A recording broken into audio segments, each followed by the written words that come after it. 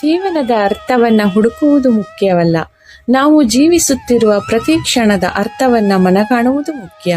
ಹೌದಲ್ವಾ? ಮನುಷ್ಯ ಸಂಘಜೀವಿ. ಪ್ರಾಣಿಗಳಂತೆ ಹೇಗೇಗೋ ಬದುಕಲಂತೂ ಸಾಧ್ಯವೇ ಇಲ್ಲ. ಮನುಷ್ಯನ ಬದುಕಿಗೆ ಒಂದಿಷ್ಟು ರೀತಿ ರಿವಾಜುಗಳಿವೆ. ಅವನ ಜೀವನಕ್ಕೆ ಒಂದು ಚೌಕಟ್ಟಿದೆ. ಹೀಗೆ ಬದುಕಬೇಕು ಎನ್ನುವ ದಾರಿ ಕೂಡ ಇದೆ. ಹಾಗಂತ ಪ್ರತಿಯೊಬ್ಬರು ಕೂಡ ಇದೇ ರೀತಿ ಬಾಳ್ತಾ ಇದ್ದಾರಾ ಎನ್ನುವ ಪ್ರಶ್ನೆ ಕಾಮನ್ ಎನಿಸಿದ್ರೂ ಖಂಡಿತ ಇದಕ್ಕೆ ಆನ್ಸರ್ ಸಿಗದು. ಯಾಕೆಂದ್ರೆ ಪ್ರತಿಯೊಬ್ಬರ ಬದುಕು ಕೂಡ ಒಂದೊಂದು ತೆರನಾದ ತಿರುವು. ಅವರದೇ ಆದ ಪರಿಸ್ಥಿತಿ, ಮನಃಸ್ಥಿತಿಗಳ ಮೇಲೆ ಅವರವರ ಬದುಕು ನಿಂತಿದೆ. ಆದರೂ ಸಮಾಜದ ದೃಷ್ಟಿಕೋನದಿಂದ ಒಂದು ಲೆಕ್ಕದಲ್ಲಿ ಅಳೆದು ಹೇಳುವುದಾದರೆ, ನಮ್ಮ ಮಾನವ ಜೀವನ ಎನ್ನುವುದು ತಿಳುವಳಿಕೆ ಹೊಂದಿದ ಪ್ರಬುದ್ಧತೆಯಿಂದ ಕೂಡಿದೆ. ನೈತಿಕತೆ, ಪ್ರಾಮಾಣಿಕತೆ, ಮನುಷ್ಯತ್ವ, ಮಾನವೀಯ ಮೌಲ್ಯಗಳು, ಪ್ರೀತಿ, ವಾತ್ಸಲ್ಯ ಹೀಗೆ ಅನೇಕ ಸಾರಗಳನ್ನೊಳಗೊಂಡ ನಮ್ಮ ಜೀವನ ಆದರ್ಶಮಯವಾಗಿ ಇರಬೇಕು ಎಂಬುದು ಎಲ್ಲರ ಒಮ್ಮತ. ನಮ್ಮ ಪೂರ್ವಜರು ನಮಗೆ ತೋರಿದ ಮಾರ್ಗದರ್ಶನ ಕೂಡ ಹೌದು. ಹಾಗಾಗಿ ಇಲ್ಲಿ ಜೀವನದ ಅರ್ಥವನ್ನ ಹುಡುಕುವುದು ಅಷ್ಟು ಮುಖ್ಯವಲ್ಲ. ನಾವು ಜೀವಿಸುತ್ತಿರುವ ಪ್ರತಿ ಕ್ಷಣದ ಅರ್ಥವನ್ನ ಮನಗಂಡು ನಡೆಯಬೇಕಿದೆ.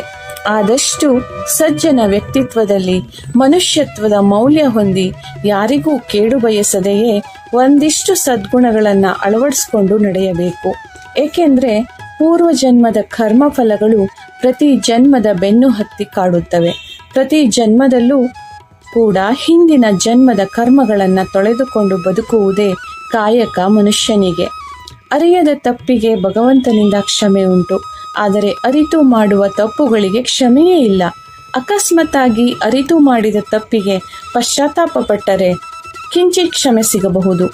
ಆದರೆ ದುರಹಂಕಾರದಿಂದ ಮೆರೆದರೆ ಇನ್ನೂ 10 ಜನ್ಮಕ್ಕೆ ಆಗುವಷ್ಟು ಕರ್ಮಗಳು ಭಗವಂತನ ಖಜಾನೆಯಲ್ಲಿ ತುಂಬಿರುತ್ತೆ. ಆದುದರಿಂದ ಪ್ರತಿ ಕ್ಷಣದ ಬದುಕು, ಜೀವನ ಅರ್ಥಪೂರ್ಣವಾಗಿ ಇರಬೇಕು ಎಂದರೆ ಪೂರ್ವಜರು ಹಾಕಿಕೊಟ್ಟ ಸನ್ಮಾರ್ಗದಲ್ಲೇ ನಡೆಯಬೇಕು. ತಪ್ಪು ಒಪ್ಪುಗಳ ಪರಾಮರ್ಶಿಸಿ ಆದಷ್ಟು ಉತ್ತಮ ಹಾದಿಯಲ್ಲಿ, ಸತ್ಯದ ದಾರಿಯಲ್ಲಿ, ತಕ್ಕ ಮಟ್ಟಿಗೆ ಆಧ್ಯಾತ್ಮಿಕ ಭಾವದ ನಡೆಯಲ್ಲಿ ಬಾಳಿದರೆ ಸತ್ಯ ಮಿಥ್ಯಗಳ ವ್ಯತ್ಯಾಸದ ಅರಿವು ತಾನಾಗಿಯೇ ಮೂಡುತ್ತದೆ. ಆಗ ಮನುಷ್ಯ ಬದುಕಿನಲ್ಲಿ ಖಂಡಿತ ತಪ್ಪು ಹೆಜ್ಜೆ ಇಡಲಾರ. ಅವನ ಜೀವಿತದಲ್ಲಿ ಕರ್ಮಗಳು ಕೂಡ ಯಥೇಚ್ಛವಾಗದೆ ಪುನರ್ಜನ್ಮ ಎನ್ನುವುದು ಸುಂದರ ಸುಖದ ಬದುಕಿಗೆ ಅವಕಾಶ ಆಗುತ್ತದೆ. ಧನ್ಯವಾದಗಳು.